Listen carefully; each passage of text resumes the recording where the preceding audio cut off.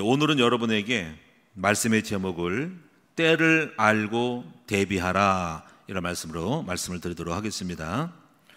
이제 계시록을 여러분이 이제 어느 정도 알으셔야 됩니다. 처음에는 이제 무슨 말인지를 잘 모르기 때문에 자꾸 들으면서 이제 눈에 익숙해지면서 윤곽이 잡히면서 구조가 보이면서 전체 맥락이 잡히도록 그렇게 계속 해야 됩니다. 우리는 이제 계시록을 몇 년 동안 연구를 하고 아주 몇 년 동안 탐구를 했던 사람이기 때문에 그 많은 것들이 이렇게 정리가 되어 있어요. 여러분들을 이제 조금 들어서가는 뭔 말인지 잘 모를 수가 있어요. 그런데 문제가 뭐냐면 이제 말세가 가까울수록 계시록을 들고 나오는 사람들과 단체가 많다라는 겁니다.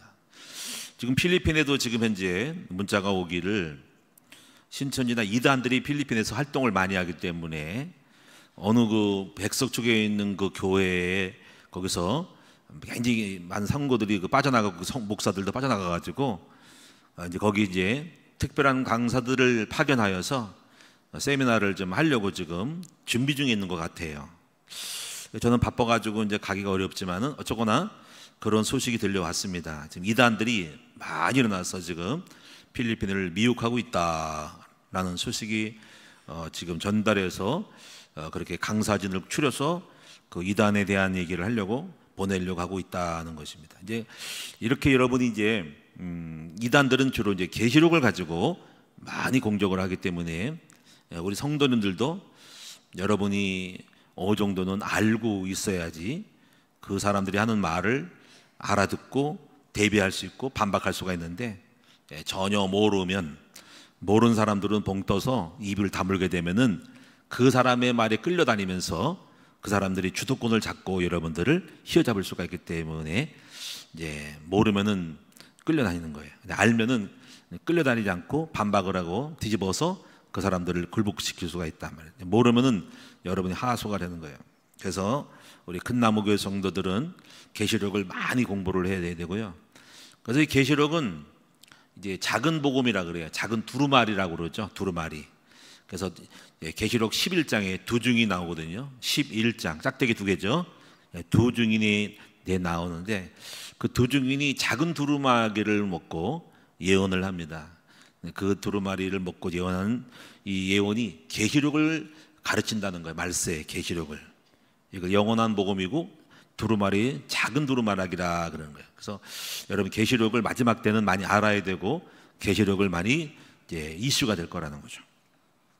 그럼 오늘 전 여러분에게 세 가지를 말씀드릴 건데, 첫째는 오늘 본문에 있는 무화과 나무의 비유에 대한 요 얘기를 해석하는 거. 두 번째는요, 예수님의 그 재림 전에 일어날 수 있는 사건들을 바로 그 예수님 전부터 해서 약간 거슬러 올라가는, 우리는 거기다가 지금이 시작해서 예수님께 가는데 그러지 말고 예수님의 재림을 초점을 맞춰서 그 바로 전에 일어날 수 있는지를 다시 오늘 우리 시대로 거슬러 올라가는 역추적해보는 그러한 내용들을 좀 가르칠 거고, 여러분이 반드시 핵심을 갖고 있어야 됩니다.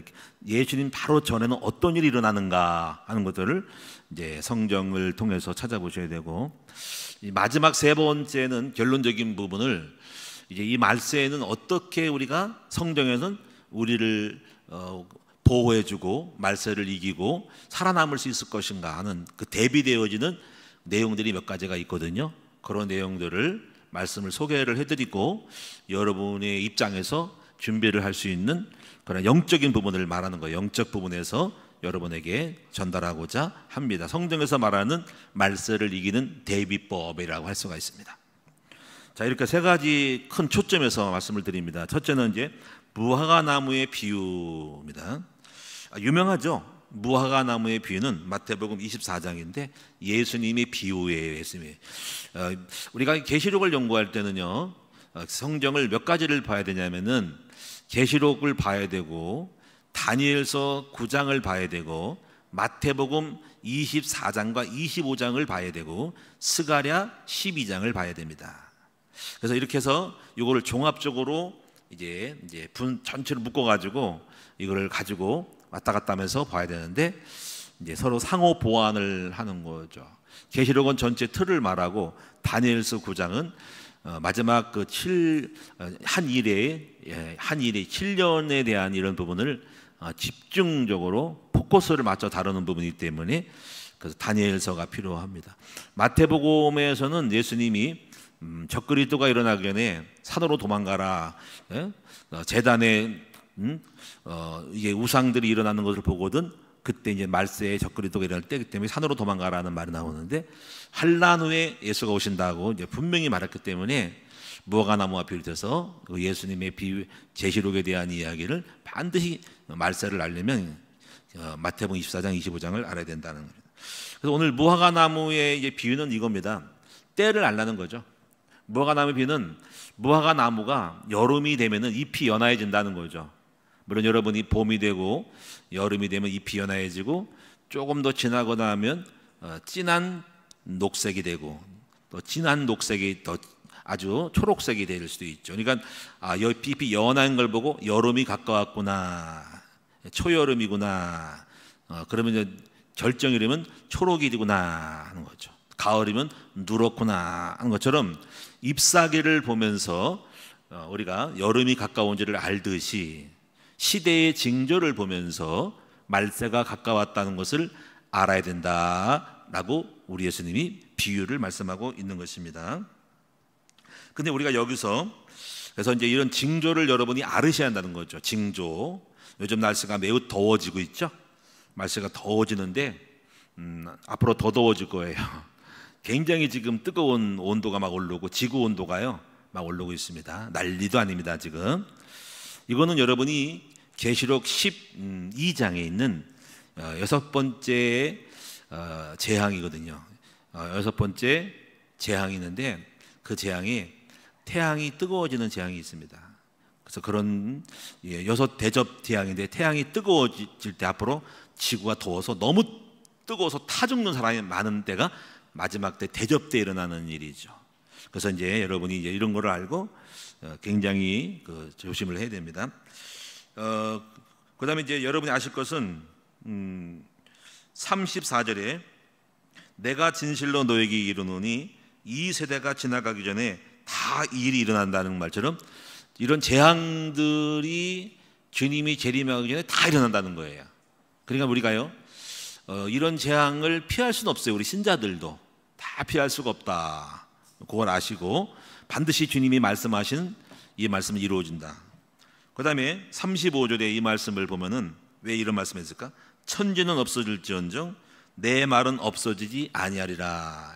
이런 걸 보면은 예수님이 하신 말씀도 반드시 마태복음 25장에는 예수님이 하신 말씀이요 재림에 대한 것을 말하기 때문에 한날 적그리스도가 일어날 때 반드시 그 말을 했으니까 예수님 친히 하신 말씀이니까 어떻게 예수님이 이것을 몇백 년 전을 알고 또 마지막 때를 알고 말했을까 할 때 분명히 사실이죠. 사실은 요한계시록은 예수님이 쓴 책이 아니죠.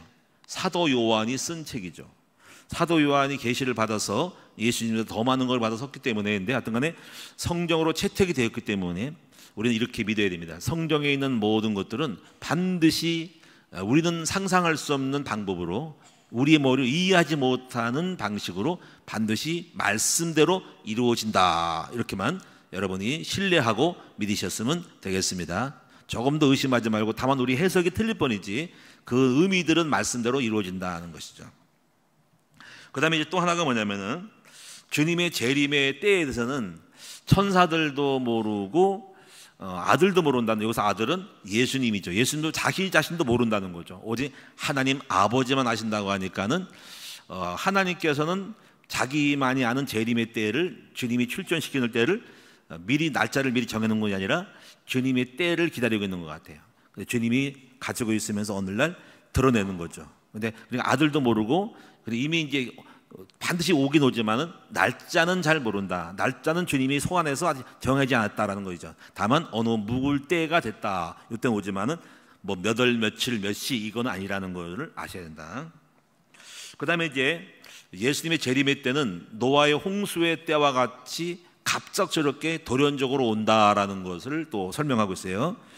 바로 노아 때도 그 당시만 해도 홍수 심판이 일어나기 전에 시집가고 장가가고 직장 다니고 취직하고 면접 보고 똑같이 운동하고 뭐 밥 먹고 이런데 갑자기 물심판 홍수가 왔듯이 바로 주님의 때도 이와 같이 평상시 생활을 하다가 난데없이 주님이 재림할 수도 있다라는 것을 설명하는 것입니다.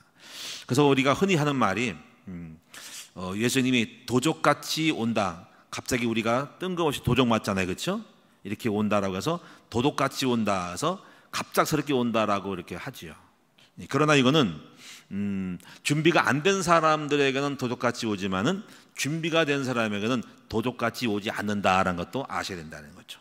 왜냐하면 우리는 도둑이 언제 올 줄을 미리 알고 있기 때문에 날짜는 측정할 수 없지만 어느 정도 이런 주님의 재림처럼 많은 그런 것들이 안다는 거죠. 노아는 그걸 알았거든요. 노아는 120년이라고 알았기 때문에 세상 사람들은 모르지만 그들은 도둑같이 오지만 우리는 도둑같이 오지 않고 우리는 다 알고 어느 정도 때가 있고 물을 익었다라는 거예요. 그래서 무화과 나무 비유는 겁니다. 그러니까 너희들은 깨워서 지금 주님의 때는 분명하니까 도둑같이 온 사람은 온다고 하지만 그렇지 않고 언제 도둑같이 올지 밤에 몇 시에 올지는 어느 정도 대략적으로는 온다는 건 알고 있다라는 거를 예측하고 있다는 것입니다. 그래서 우리는 알고 있거든요. 정확한 날짜는 모르지만 시기를 알고 있다라는 겁니다. 자, 이래서 이 무화과 나무의 비유가 이렇게 되겠습니다. 그래서 이제 우리가요 추가로 말하면은 여기서 갑자기 난데없이 주님이 재림할 때 45절에 보면 이런 말씀이 난데없이 사역이 나옵니다. 충성되고 지혜 있는 종이 되어 주인에게 그 집 사람들을 맡아 때를 따라 양식을 나눠줄 자가 누구냐. 그 주인이 올 때 그 종이 이렇게 하는 것을 보면 그 종이 복이 있다 그랬거든요. 여기서 이 복이 무엇인지를 생각을 많이 해야 되는데 또 뒤에 보면 소유를 맡긴다 그랬거든요. 물론 이 복이라고 하는 것이 물질일 수 있고 사람일 수 있고 소유니까 양일 수도 있는데 왜 주님이 재림 때를 얘기하면서 지금 하나님의 충성된 종이 되어 사람들을 맡아 때를 따라 양식을 나눠주냐. 여러분 때를 따라 양식을 나눠준 사람이 누구예요? 때를 따라 저죠. 또 누구예요? 목자죠. 목자는 때를 따라 구역 예배드리죠, 그렇죠? 사역자들이 때를 따라 양식을 줍니다. 주일학교 교사죠. 그러니까 우리가 이걸 보면은 왜 재림 때를 얘기하면서 이 때를 따라 양식을 나누는 사람이 복이 있다라고 왜 설명했을까? 주인이 올 때 볼 때 복이 있다라는 말 때는 이거거든요. 노아의 때는요 방주를 짓는 사람들이 방주를 짓는 노아 가족이 구원받았거든요. 그럼 그때 그 홍수 심판 때의 구원의 방법은 방주 짓는 거거든요. 그러면 예수님이 재림 때에 방주 짓는 것은 지금처럼 배 짓는 것이 아니라 지금 앞으로는 불심판이고 이상한 심판이 많은데 오늘 이 때를 따라 양식을 나눠주는 사람이 바로 그 말세에 방주를 짓는 사람이라는 것을 알 수 있다는 거죠. 어떻게 방주가 되는지는 주님의 소관이지만은 하나님은 그 방주를 짓는 말씀 사역을 하고 목자가 돼서 때를 따라 양식을 나눠준 사람에게는 말세에 환난과 어려움을 이길 수 있도록 만들어준다는 암시를 주고 있다는 겁니다. 그 주인이 와서 볼 때 그 종이 복이 있다라는 거죠. 또 이것은 어떻게 보면요 말세가 가까울수록 굉장히 고생이 많지만은 바로 하나님이 말세에 보호도 해주고 말세에도 복을 받고 살아갈 수 있는 살아남아가지고 잘 살 수 있는 그런 축복의 사람들이 바로 전도자임을 알 수가 있다는 거예요. 저는 그래서 이걸 알기 때문에 여러분이 우리 큰나무교회 성도들이 다 말씀을 전하는 때를 따라 양식을 나눠준 사람이 되었으면 좋겠다. 이것이 어떻게 보면 우리가 바로 말세를 이기는 4가지 방법 중에 그 하나가 될 수가 있다는 거예요. 그래서 전도자가 되라 하는 거죠. 그래서 여러분 방주를 진 사람들은 노아는 다 구원하지 못했고 자기 가족만 구원했거든요. 자기 가족만 8명만 구원했다. 8명 자기 부인하고 자기하고 세 아들하고 세 며느리에서 전부 8명만 구원했는데 가족만 구원했거든요. 그것만 해도 굉장한 구원이라는 거죠. 그래서 우리가 전도자가 되면은요 다른 사람을 전도를 많이 못하지만 하면 좋겠지만 적어도 최소한으로 미니멈으로 가족은 구원할 수 있다는 거죠. 왜냐면 이 전도자가 돼야만이 가족을 구원하는 어떤 마인드와 역량이 생긴다는 거죠. 더 나아가 다른 사람도 또 구원하면 더 좋지만 그래서 말세에 예수의 재림 때 심판 때의 방주는 뭐냐면 바로 전도자가 되어서 말씀을 가르친 사람이 바로 노아 방주와 같은 사람이다라는 것을 지금 예수님이 말씀했기 때문에 명심하셔서 여러분 전도자가 되어서 말세 하나님이 여러분을 환난과 고통, 대접 재앙, 나팔 재앙 가운데서 보호해 주시는 축복의 대상이 되어지기를 주님의 이름으로 축원합니다. 반대로 여기서 48절에서 49절, 30, 50절에 51절 보니까는 거꾸로 말하면, 근데 주인이 볼 때 이런 사람이 있는 반면에 이상한 사람들이 있습니다. 악한 종이 있는데 이 사람들은요, 주인이 뭐 언제 오겠어? 또는 늦게 올 거라고 방심해서 여기서 보면 동료들을 때리고, 이거는 서로 사람끼리 싸우는 사람들. 그다음에 술 친구들과 더불어 먹고 마시게 되면서 향락에 빠지고 유흥에 빠진 사람들을, 이런 사람들은 생각하지 않은 날에 주님이 오셔가지고 이들을 엄히 때리면서 심판하고 고생을 시키면서 외식하는 자가 받을 유례 처하는데, 바로 거기서 유황불못에 들어가게 만든다라는 말씀이 있습니다. 우리가 이런 말세에 향락을 즐기면 안 된다는 거죠. 그래서 여러분 이렇게 보시면서 주님이 무화과나무의 비유에 대해서 말씀을 했습니다. 자, 이 정도로 하고, 두 번째로는요, 예수님이 재림 전에 일어날 일에 대해서 한번 거꾸로 가는 법을 좀 보겠습니다. 여러분, 예수님의 재림 전에 어떤 일이 일어날 것 같아요? 예수님 재림 전에는 전쟁이라는, 전쟁. 이 전쟁이 뭐냐면요, 바로 아마겟돈 전쟁이 일어나고 그 전쟁을 평정하고 적들을 사탄마귀를 무찌르고 흑암을 꺾기 위해서 그때 재림하는 거예요. 그래서 재림 전에는 반드시 그 적전에 바로 아마겟돈 전쟁이란다는 거죠. 이 아마겟돈 전쟁은 하라 무기또라는 건데요, 바로 무기또라는 지역에서 일어납니다. 무기또는 뭐냐면요, 갈릴리 호수 남쪽에 바로 밑에 있습니다. 그래서 거기에 무기또라고, 나중에 지도를 보시면 갈릴리 바닷가 호수 있죠. 호수가 바로 밑에 예루살렘 땅이 있습니다. 근데 여러분 계시록 12장에 보니까는 뭐라고 나오냐면, 12장에는 바로 유프라데스 강이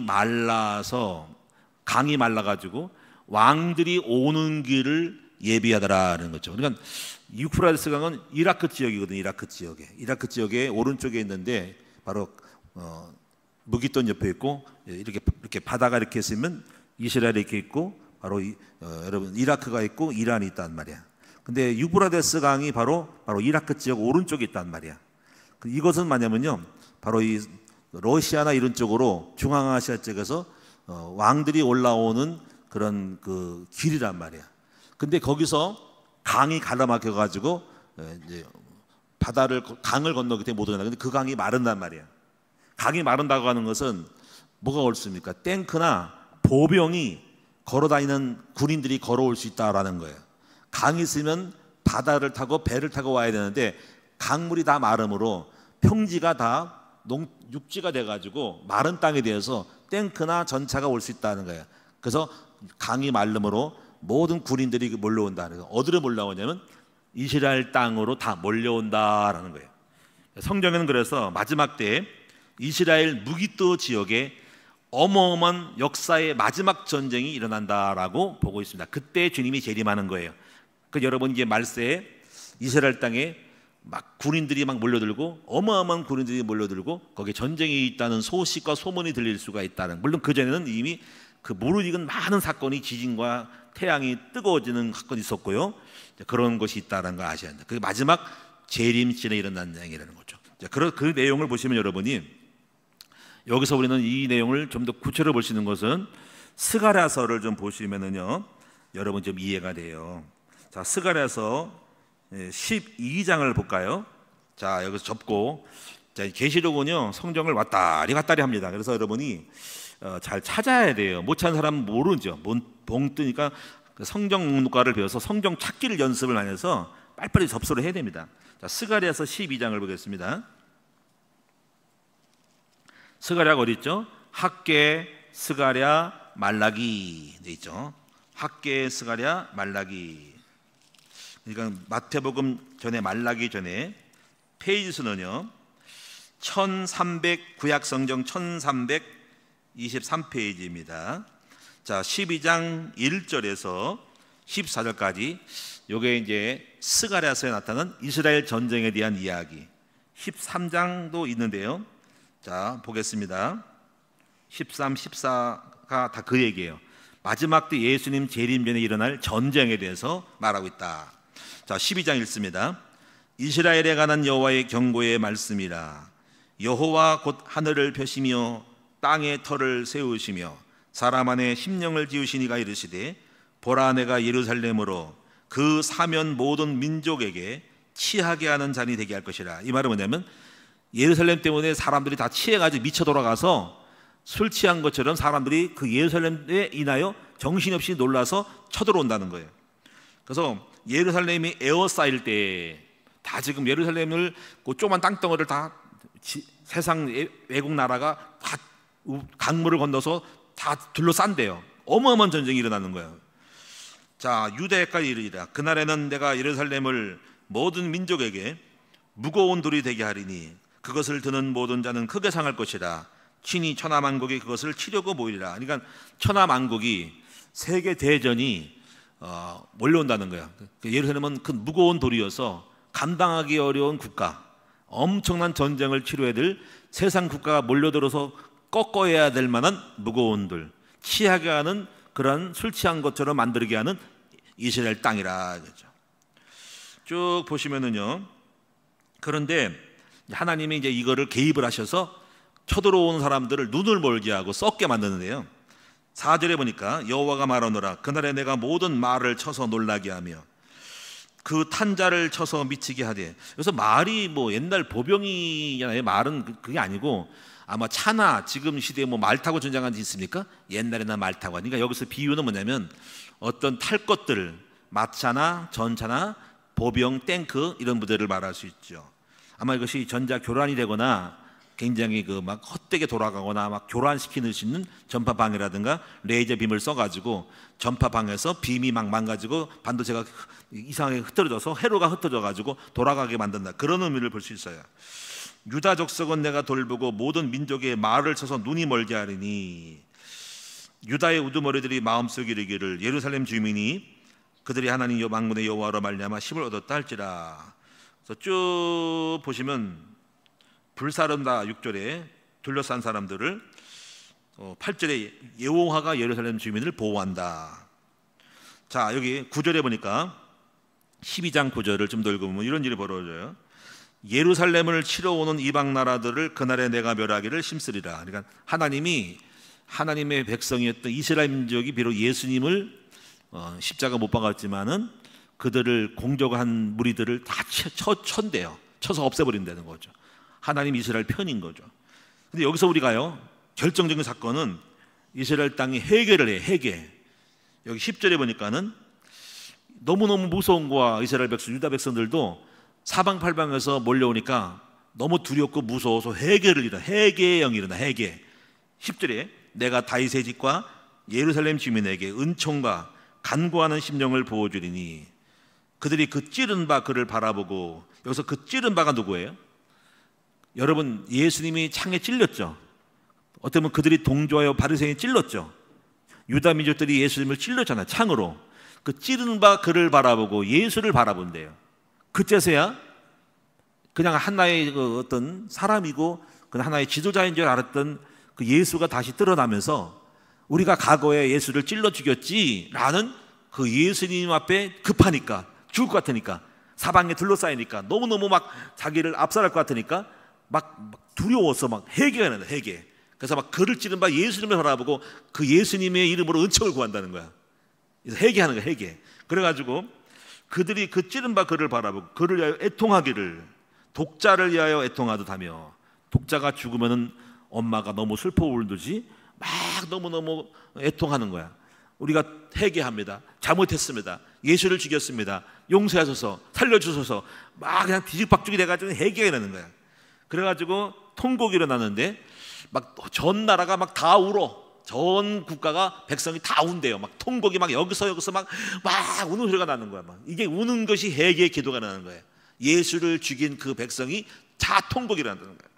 그래가지고 독자를 위하여 애통하듯 하며 그를 위하여 통곡하기를 장자를 위하여 통곡하듯 하리로다.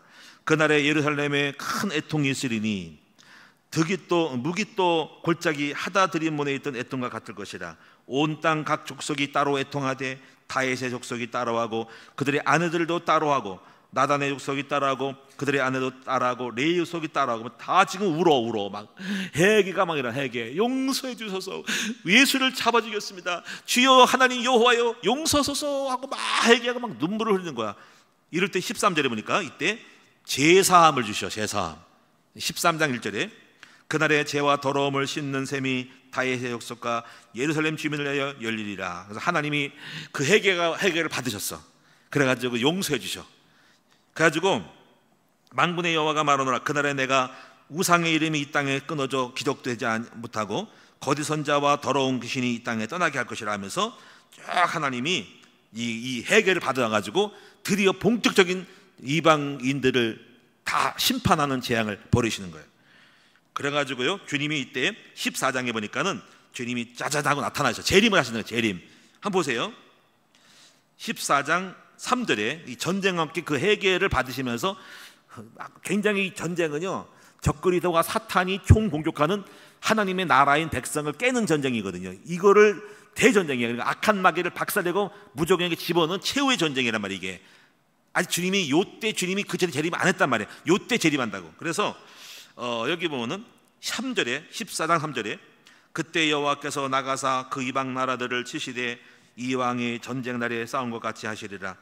그날에 그의 발이 예루살렘 앞 동쪽 감난산에 설 것이고 감난산은 그 한가운데 동서로 갈라져 매우 큰 골짜기 되어 산 절반은 북으로 절반 남으로 옮기고 이때 주님이 재림하는 거예요. 이때 예루살렘 앞 동쪽 감난산에 오신대요. 그리고 또 9절에 보세요. 9절에 여호와께서 천하의 왕이 되시리니 하고 주님이 오시는 거야. 자, 그래서 또 이때 재림하면서 전쟁에 참여한 사람들을 어떻게 만드시냐면은 12절 보세요. 12절 제가 읽어볼게요. 14장 12절에 이렇게 나와 있어요. 예루살렘을 친 모든 백성에게 여호와께서 내리실 재앙은 이러하니 곧 섰을 때 그들의 살이 썩으며 전쟁하러 온 군사들과 사람들을 갖다가 섰는데 살이 썩어. 또는 그 관련된 사람들을 썩게 만든대.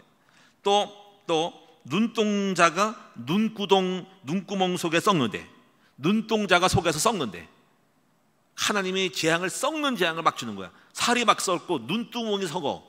그리고 그들의 혀가 입속에서 썩는데, 혓바닥이 썩는데요. 여러분 혀 썩는 거 봤어요? 혀가 썩고 눈동자가 썩고 살이 썩어가지고 무너뜨린대요. 야, 이게 어마어마한 일이. 그리고 13절에 정신병이 걸려가지고 13절에 피차 손으로 적이 아군이 아군을 쳐서 공격한대. 아군이 아군을 쳐서 미쳐서 자기들끼리 싸운대 막. 자, 어마어마한 일입니다.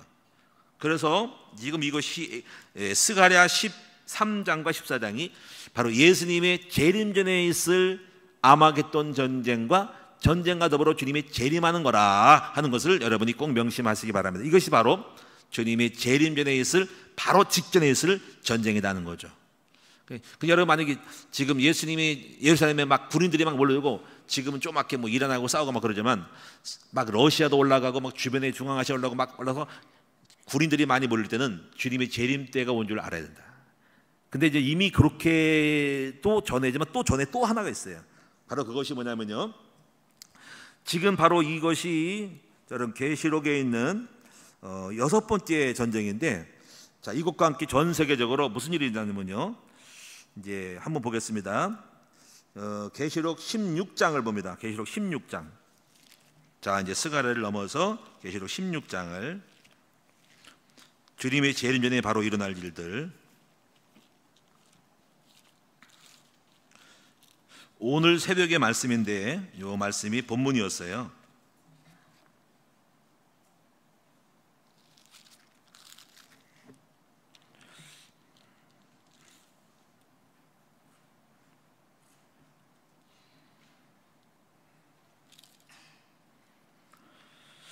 자, 이제 계시록 16장, 이것이 대접 중에서 6번째 대접입니다. 아직 바로 자, 16장 12절 봅니다.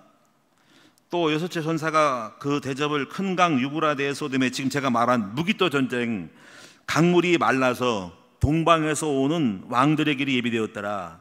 또 내가 보매 개구리 같은 새 더러운 영이 용의 입과 짐승의 입과 거짓 선지자의 입에서 나오니 그들은 귀신의 영이라 이적을 행하여 온 천하 왕들에게 가서 전쟁에서 그를 끌고 모아. 그러니까 귀신이 들어가서 왕들이 그 예루살렘 무기토 지역으로 군대를 끌고 미쳐서 오는 거야. 귀신이 시켜가서 오는 거야. 귀신이 역사가지고 끌고 오는 거야. 귀신이 영이. 그래서 여기서 16절에 보면 새 영이 히브리어로 아마겟돈이라 하는 곳으로 왕들을 모으더라. 이게 바로 무기토 전쟁인 거예요. 주님의 재림 전에 이게 6번째 재앙이 대접이라는 거예요. 이제 이러면서 하나가 바로 그 전에 또 다음 일어나는데 바로 이것이 바로 7번째 재앙이 일어나는데, 자 17절에 봅니다. 자 뭘까 보세요. 7번째 천사가 그 대접을 공중에 쏟음에 큰 음성이 성전에서부터 보좌로부터 나서 이르되 되었다 하시니 번개와 음성들과 우레소리가 있고 또 큰 지진이 있어 얼마나 큰지 사람이 땅에서 온 이래로 이같이 큰 지진이 없어. 역대적으로 뭐 강 세계적 일본 뭐 어디 필리핀판 무슨 뭐 수많은 지진에서도 이와 같은 지진은 없었대. 그런 거는 세 발의 피라는 거야. 엄청난 역대급적인 지진이 일어나는데요. 어느 정도냐면요, 여기 보면은 20절에 각 섬도 없어지고 산악도 간 데가 없더라는 거죠. 자 이제 섬도 없어지고 산악이지 뭐죠? 자 여러분 보세요. 한라산이 없어질 수도 있고요, 후리산이 꺼져가지고 땅으로 가라앉을 수 있고요. 자 보세요. 섬이 꺼지고 바다에 있는 땅이 융기되고 이런 거예요. 원래는요 우리가 역사를 보면은 그 울릉도와 독도가 일본하고 붙었다고 얘기 들었어요. 붙었다고. 그 동해안 바다 있잖아요. 울릉도 독도가 일본하고 같이 붙어 있다가 바다가 되면서 갈라지면서 깊어지면서 떨어진 거래요. 원래 같이 붙었대요. 원래 이런 일이 막 벌어져요. 온 천지가요, 산이 올라가고 바다가 올라가고 딱 육지가 갈라지고 뭐 중국 대륙 또 갈라지고, 이것이 조그만 나라에 있는 거 아니라 지진파만 있는 거 아니라 전 세계로 막 있는 거야. 그럼 미국도 그렇고 왜 전 세계에 있다는 거야. 이렇게 어마어마한 지진이 전 세계로 판이 뒤집어지는 거야. 그래서 어떤 일이 벌어지냐면요, 이때 이제 여기서 계시록 17장 18장에서 이제 경제가 붕괴되는 거죠. 경제. 그래서 건물, 빌딩, 뭐 기차, 역전, 뭐 두바이 건물 100층 뭐 이런 거 어마어마한 건물이 다 무너지는 거예요. 그래서 경제와 정치가 무너진다는 거예요. 그래서 여기서 이제 17장이 그래서 음녀 바벨론이 마지막 7대접 재앙이 17장 18장을 보충 설명한 거예요. 이게 음녀 바벨론. 음녀 바벨론은 정치와 경제와 종교가 아주 음녀, 타락한 가늠한 여자처럼 짝꿍이 돼서 살아가는 여자가 마지막 때 무너지는 거를 지금 그 내용을 설명하는 거야. 아마겟돈 전쟁이 일어나고 큰 지진이라는 지진. 그러면서 주님이 재림하는 거야. 그러니까 이런 일이 지금 역대급이라는 거지. 그러니까 주님의 재림 전에는 이런 일이 일어난다니까. 그러니까 이런 일이 있기 전에는 아니라는 거죠. 이걸 보셔야 된다는 거죠. 적그리스도가 일어난 것도 그 전이고요, 그 이후에 일어나는 거예요. 이거는 그러니까 적그리스도란 바로 오는 게 아니라 적그리스도 전에 이후에도 온다고. 그냥 그거를 여러분 좀 아시고, 대접은 아직 멀었거든요. 적그리스도가 오는 것 위에도 7대접이 남아있어. 그 대접을 나중에 봐야 되는데요. 자, 또 그러면요 16장을 보면 간단하게 보겠습니다. 자 16장 2절에 보니까는 1절에 또 내가 들은 성전에서 큰 음성이 나서 7천사에게 말하되 너희는 가서 하나님의 진노의 7대접을 땅에 쏟으라.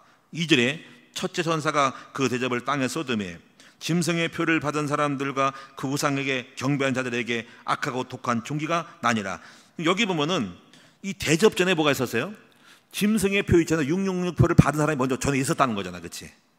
그러나서 지금 그거를 받은 사람을 인해서 하나님의 그 악한 대접으로 심판하는 거죠. 대접은 하나님 백성을 심판하는 것이 아니라 불신자나 악한 사람들을 심판하는 내용이기 때문에 어떻게 보면 우리가 해당이 안 될 수도 있는 거예요. 우리는 하나님 피해 주시는 거예요.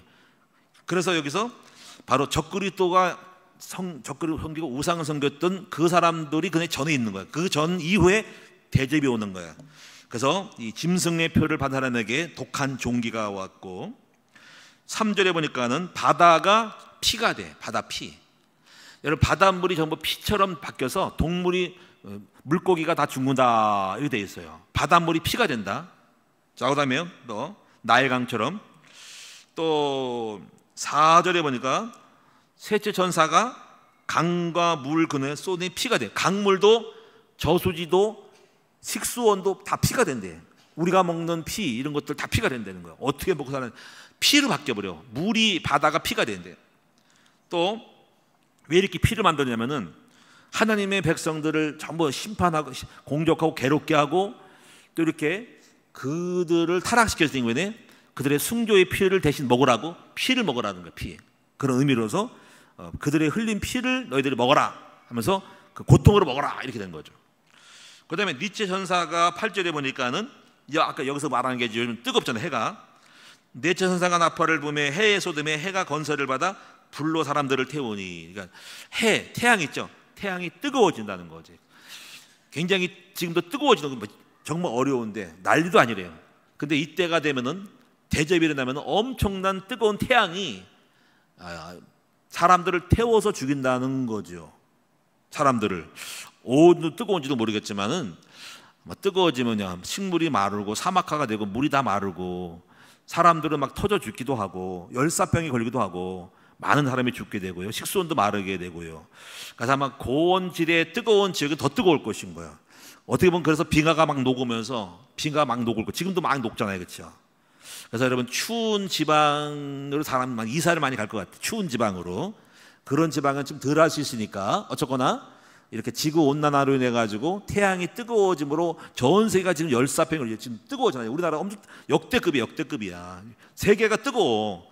요거 뭐 조금 뜨거워도 그런데요. 온도가 조금 올라 그런데요. 이때 재앙은 엄청나고 사람이 태워 죽는데요. 다 죽는데요. 그다음에요. 그래도 하나님께 회개를 안 하고 하나님을 비방한대요. 하나님을 비방한대. 얼마나 악독한지 회개도 안 하고. 그다음에요. 10절에 보면은 여기 짐승의 왕자의 소드니 대접을 사람들이 아파서 자기 혀를 깨물고 아픈 곳과 종기를 엄청난 아픈 종기가 나오는데 종기 너무 아파서 혀를 깨물어서 죽고 싶은데 못 죽는데 이런 종기가 나온대요. 자, 이것이 바로 5째까지가 이겁니다.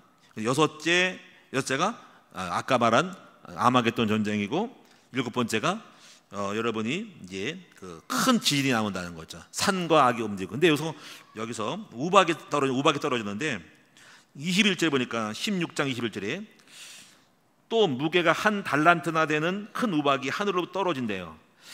이 우박의 무게가 얼마큼 되냐면요. 제가 조사했더니 34.4g, 34kg. 여러분 34kg가 얼마 될까요? 당구공 있죠, 당구공. 볼링공 있죠, 볼링공. 볼링공이 10kg도 있고요. 18kg도 있고 막 있거든요. 그 볼링공에 2개 되는 거. 그 맞으면 어떻게 될까요? 맞으면 어떻게 돼요? 쪼개지는 거지. 30kg 넘는 그 돌멩이 맞으면 박살나는 거지. 자동차도 찌그러지죠. 여러분 볼링공 3개짜리 큰 무게에 그 무게 갖다가 한번 맞아봐. 그런 우박이 떨어진대 하늘에서. 맞으면 큰일 나는 거야.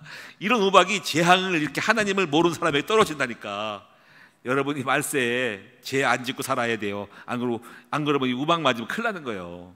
자동차에 농작물에 막 사람에 떨어지고 막 길거리에 막 떨어진다는 거죠. 이것이 바로 7번째 재앙이 큰 지진과 함께 우박이 떨어져. 어마어마한 난리가 아니죠. 자, 이 정도로 해서 여러분 이제 보시기 바라고요. 자, 그럼 마지막 3번째로는 이제 이렇게 보시고 말세를 당하여서 고통당하지 않고 살아남으면 어떻게 될 것인가 하는 거죠. 자, 첫째는 오직 복음만을 잡아야 된다는 거. 복음만을. 그래서 여러분이요, 말세에 대한 이야기 중에 하나가 디모데후서 3장이거든요. 이렇게 나와 있죠. 말세에 고통하는 때가 이르리니. 그래서 이 말세라고 하는 것은 지금의 말세가 아니라 사실 예수님 때에 말씀하신 거거든요. 그러면 이미 예수님 때부터가 바로 말세라는 거죠. 지금은 말세의 지말, 말세의 끄트머리라는 거죠. 말세의 지말, 말세지. 그러니까 성경적으로 보면 말세는 이미 예수님 때부터 말세라는 거죠. 재림, 초림 때부터 말세라는 거죠. 그럼 여기서 우리가요, 그 말세 때 현상이 고통의 때가 뭐냐면 이런 거예요. 자기를 사랑하고, 그죠? 돈을 사랑하고, 쾌락을 사랑하고, 자랑하고 교만하며, 그죠? 부모를 거역하고, 무정하며, 또 싸납고, 이러잖아요, 그렇죠? 또 그럼 우리가 이렇게 말세는 복음을 가져야 한다는 거야, 복음을. 그러니까 이렇게 이상하게 되어지는, 이건 어떻게 보면 가치 있죠. 가치관이 바뀐다는 거예요. 가치. 이 가치관의 싸움인 거예요. 가치관의 싸움. 그럼 어떤 가치냐? 자기를 사랑하는 가치. 자기를 사랑하니까 연결, 돈이 있어야 자기를 자랑하니까. 돈 있으면 쾌락을 좋아하고, 그러니까 돈 있으면 교만해지고, 돈 때문에 부모님을 죽이고 살리고, 또 무정하고, 왜냐면 돈이 있어야 사니까 남들을 무정하게 막 죽이고도 내가 사는, 이런 시대로 미쳐 돌아가는 거예요. 그러니까 결국 모든 핵심의 키는 자기를 사랑하는 가치라는 거지. 그럼 복음이 뭘까요? 복음은 거꾸로 가는 거야. 복음은 거꾸로 살면 돼. 거꾸로. 자, 그래서 거꾸로 살면 복음, 세상 말세가 하는 걸 이길 수가 있는 거야. 여기서 끌려가면 안 돼. 말세의 징조와 다르게 거꾸로 가라. 그래서 어떻게 자기를 사랑하지 말고 누구를 사랑해? 하나님을 사랑하고 이웃을 사랑하는 쪽으로. 이거 이기주의가 아니라 이타주의로 가야 되는 거예요. 또 뭡니까? 돈을 사랑하지만 돈을 사랑하지 말고 어떻게 하나님을 사랑하고 영적인 것을 사랑하라는 거죠.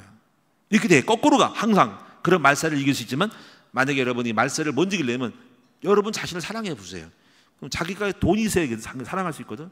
그다음에 쾌락을 사랑하지 말고 거룩함을 사랑하라 이거야. 또 뭡니까? 자랑하지 말고, 나 자랑하지 말고 하나님을 자랑하라 이거야. 또 뭡니까? 교만하지 말고 겸손하라 이거야. 참 거꾸로 가는 거야. 말세는 싸납대. 싸납지 말고 온순하고 온유해라 이거예요. 또 무정하지 말고 유정하라 이거야. 정없이 굴지 말고, 냉정하지 말고, 무정하지 말고 좀 정다롭게 살아가라. 정스럽게 살아가라. 그렇게 무정하게 무자비하지 말고 자비와 정을 갖고 있으라는 거죠. 부모를 거역하지 말고, 말씀은 그렇대. 부모를 거역하는데 부모를 순종하고 부모를 받아들이면서 부모의 말을 순종하라 이거야. 이렇게. 그래서 하여튼 간에, 자, 한번 따라합시다. 말세를 이기는 길은 거꾸로 가는 거다. 바로 거꾸로 가는 것을 배우는 것이 바로 복음이라는 거죠. 그러니까 세상을 따라가지 마라. 세상의 가치가 그래 있어. 자기 사랑, 돈 사랑, 쾌락, 요거를 미쳐 돌아가지 말고 분별을 해. 거꾸로 가. 거꾸로. 그 복음적인 거야. 복음은 전부 반대라고. 그런 말세에 말려들지 않고 이길 수 있다 하는 거예요. 자, 두 번째는요, 아까 말한 것처럼 전도자가 되는 거다라는 거예요. 그럼 최소한도로 가족은 구원하고 하나님이 전도자가 되면 기뻐서 말세 이런 대접과 나팔 재앙을 피할 수 있도록 노아 방주처럼 여러분을 보호해 줄 거라는 거예요.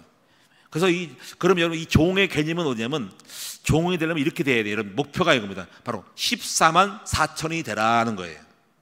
자, 이 종의 개념은 14만 4천입니다. 일반 성도가 아닌 종은 14만 4천이라. 그럼 뭡니까? 14만 4천은 머리에 인을 쳤다는 거예요. 머리에 인 많은 사람을 해하지 말라 그랬거든.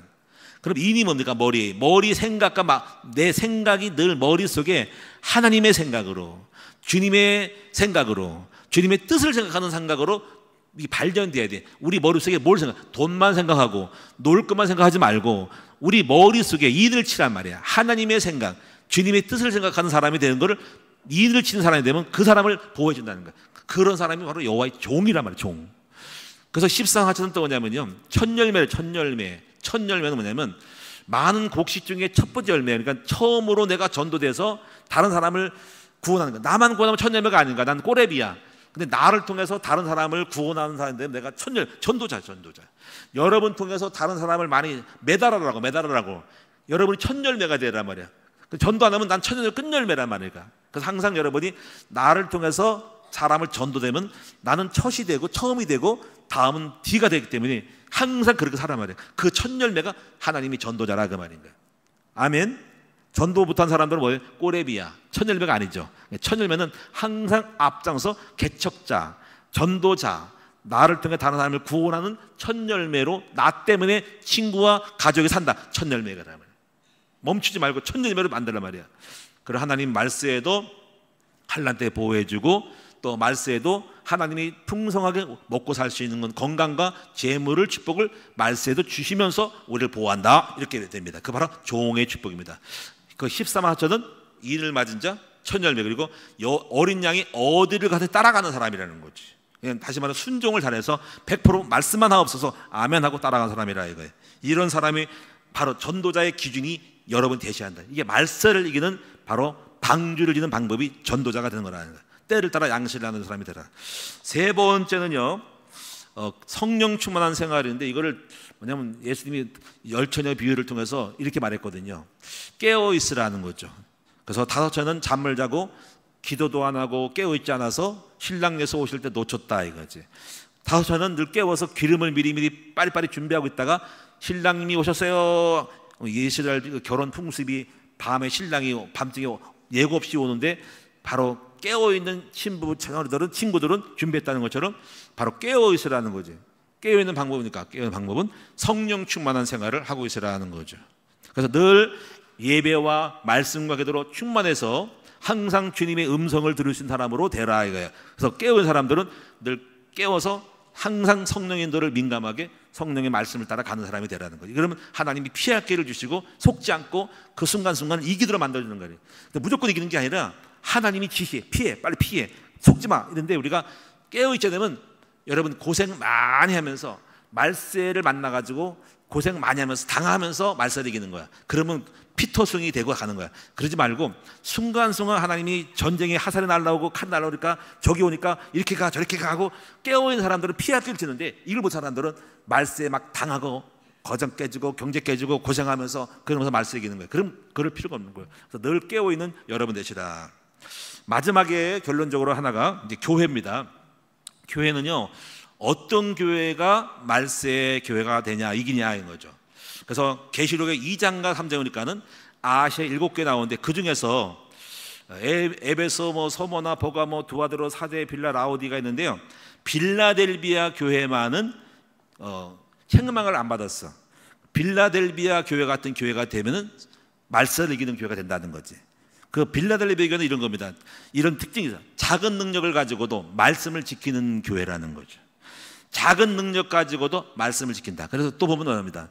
네가 작은 능력 가지고도 내 말씀을 따라 지켰고 내 이름을 더럽히지 않았다는 거예요. 너가 어려움을 당하고 고생을 많아도 오직 복음을 전하고 고생을 많고 힘들어도 끝까지 배반하지 않고 타협하지 않고 여러분 순수하게 복음만을 지켰다 이 말이에요. 그러면 그렇게 내가 지켰으니까 환난할 때에 내가 너를 그 고난을 면하게 해주리라 이렇게 말이 나옵니다.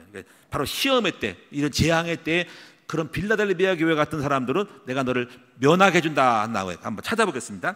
계시록, 자 계시록 보겠습니다. 계시록 이제 2장을 보겠습니다. 3장입니다. 3장 7절. 계시록 3장 7절 8절부터 10절까지 읽겠습니다. 제가 읽어보겠습니다. 볼지어다 내가 네 앞에 열린 문을 두었으되 능히 닫을 사람이 없으리라. 내가 네 행위를 아노니 네가 작은 능력을 가지고도 내 말을 지키며 내 이름을 배반하지 않았다. 보라, 사탄의 해당 곧 자칭 유대인을 하나 그렇지 아니하고 거짓말하는 자들 중에 몇 수를 내게 줘 그들로 와서 네 발 앞에 절하게 하고 내가 너를 사랑하는 줄을 알게 하라. 10절에 보세요. 네가 나의 인내의 말씀을 지켰은즉 내가 또한 너를 지켜 보세요. 시험의 때를 면하게 하리니, 이 시험이 바로 재앙이 올 때, 말세 재앙이 올 때예요. 면하게 하리니 이는 장차 온 세상이 임하여 땅에 거하는 자들을 시험할 때라. 장차 세상에 임한다나. 이 재림의 때에, 말세 때에 빌라델비아 교회 같은 교회는 성공 지켜준다는 거야. 그래서 내가 속히 오리니 네가 가진 것을 굳게 잡아 아무도 네 면류관을 빼앗지 못하게 하고, 그리고 이기는 자는 내 하나님 성전의 기둥이 되게 한다는 거죠. 그래서 여러분이 이제 바로 빌라델비아 같은 교회는 여러분이 하나님의 뜻대로 말씀을 따라 유혹이 오고 핍박이 오고 가난이 오고 배고픔이 와도 말씀 따라 순종하고 지키는 사람이 되셔야 한다는 거죠. 그게 바로 인내의 말씀을 지켰으니 남편이 핍박해도 나는 주님만을 바라볼 거요.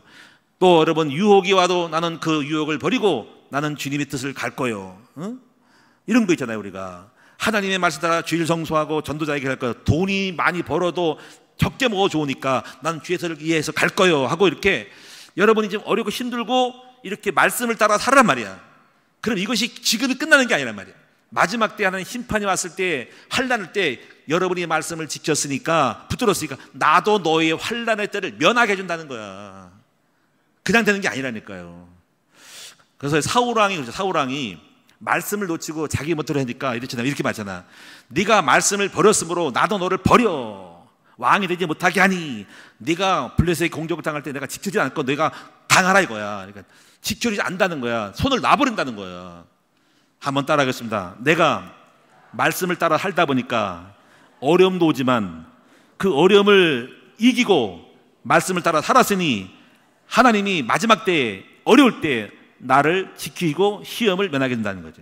이렇게 되시기를 축원합니다. 그래서 저희 큰나무 교회는 바로 빌달레비아 같은 교회처럼 비록 적은 능력을 가지고도 말씀을 따라 살았으니까 환난의 때에 보호하시고 큰나무교에 들어온 우리 모든 성도들을, 바로 빌달레비아 교회 성도들 다 한 사람 한 사람을 지켜 보호할 것을 믿습니다. 결론입니다. 오늘 여러분 말세 이기는 방법은 거꾸로 가라. 첫째, 말세에 거꾸로 가는 거야. 전부 자기를 사랑하고 이런 거잖아. 이거를 복음으로 거꾸로 가라. 이거 하나님을 사랑하고 자기를 사랑하고 이웃을 사랑하고 교만하지 말고 자랑하지 말고 돈을 사랑하고 너무 사랑하지 말고, 그리고 여러분 이런 거꾸로 싸납지 말고 온유하고 항상 복음을 배우는 거꾸로 가는 거야. 그러면 말세를 이길 수가 있고, 그 다음에 전도자가 될 때 노아 방주 같은 것이고, 그리고 항상 성령 충만한 깨어있는 다섯 신자가 되는 것은 말세 때 민감하게 인도를 받아서 하나님의 축복 속에 시험 들지 않고 속지 않고 망하지 않고 천국을 끝까지 잘 갈 수 있는, 행복하게 갈 수 있는 거고, 마지막에 보니까 빌달레비아 같은 교회처럼 시험을 이기면은 마지막 때 하나님 모든 시험을 이기도록 만들어 주신다. 이렇게 해서 여러분 승리하는 우리 큰나무교회 성도들, 말세를 이기는 성도들 다 되기를 주님의 이름으로 축원합니다. 기도하겠습니다. 하나님께 감사와 영광을 돌립니다. 이제 계시록을 계속 공부하고 있습니다. 우리 사랑하는 성도들 이 계시록을 배우면서 하나하나 계시록의 영이 들어오게 하시고 작은 복음을 먹게 하여 주시고, 아버지 입에서 다나 속에서 쓴 것처럼 너무나도 달콤하고 참 새로운 것이라 좋은 것 같지만은 내용 자체가 너무나 써서 감당하기 어려운 쓴맛과처럼 보약처럼 되는데, 오늘 계시록을 잘 먹을 수 있도록 도와주시옵소서. 그래서 말세를 이기는 준비된 우리 일꾼들 되게 하여 주시옵소서. 아버지 깨워 기름 부음 준비하는, 기름 부음 하는 다섯 처녀가 되게 하여 주시기 원하고, 그리고 전도자가 되게 하여 주시기 원하고, 이제부터 오직 복음으로서 말세를 이기도록 만들고, 또 하나님 아버지 우리가 빌달레비아 같은 교회가 되게 하여 주셔서 하나님의 시험의 때를 면하는 우리 큰나무교회 성도들 다 되게 하여 주시옵소서. 예수님의 이름으로 기도하옵나이다. 아멘.